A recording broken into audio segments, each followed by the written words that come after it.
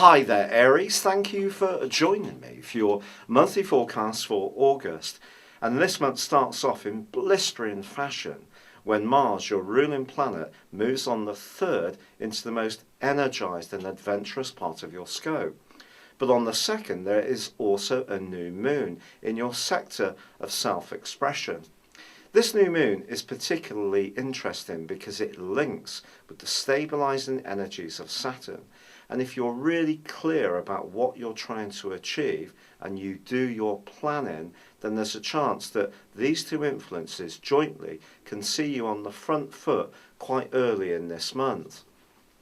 However, late in July, Mercury did relocate into the part of your scope that's to do with details, an area which Mercury is very happy in. But by the end of this week, it is going to be opposed by the rather dreamy influence of Neptune, which has been causing mischief in the heavens for some while, and particularly since the middle of May in its right angle with Saturn. This may have at times seen you a little bit drained or not quite having the motivation that you're famed for and that you usually like to apply to situations. So I do feel that although this is still going to be in the background through to mid-October, you do have a chance to be much more determined to overcome things. But just as you grapple with those details, there could be some kind of misunderstanding at the start of week 2 of August. And the only way around this, quite frankly, is to be absolutely certain of the facts and figures.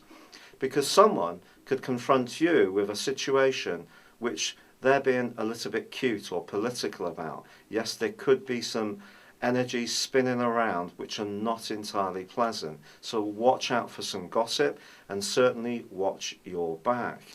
Now by the 6th, Venus also relocates into Virgo.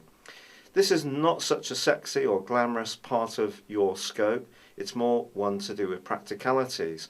And by the start of week 3, Venus itself is getting caught up in that square between Neptune and Saturn.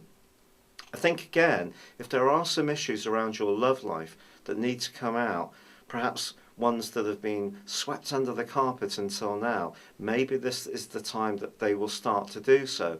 You may not necessarily find it easy to be confronted with some issues, but the full moon that occurs on the 18th is going to be critical. It's a very Aquarius influence because it also links with Uranus, the ruler of Aquarius, and this is going to just see you being a lot more upfront and demanding clarity.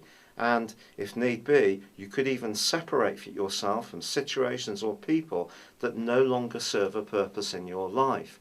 But with Mars combining with Saturn from the 17th through to the 27th, be aware that that is a very complex influence.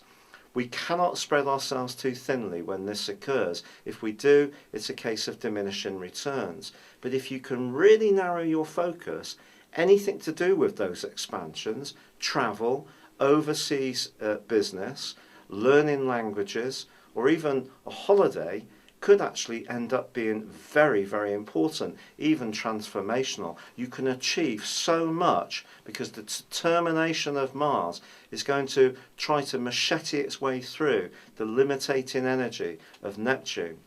But if you do encounter something that seems unfair, this could create a lot of frustration, and there may be moments when your temper could be rising closer to the surface.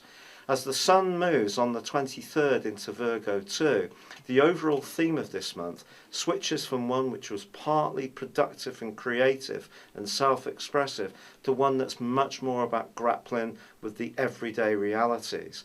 However, Venus does move on the 30th into the most sumptuous part of your scope for relating, but Mercury on the same day does slam on the brakes and go into a retrograde. Care is therefore going to be needed about communicating.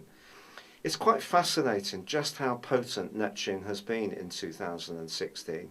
Saturn, of course, does have a little bit of a dark reputation, and it can be a tricky influence for sure. It can be very limiting, but it also helps us to be very conscious of our obligations, our duties, And this month it's really saying to you that your facts and figures and knowledge have to be really dialed in, especially if you are taking on any legalistic or contractual issues, negotiations or even disputes. But as this month draws to a close, you could find yourself wanting to get fitter and organise your life so it's working as smoothly as possible. It's been a real pleasure being with you. Thank you for joining me.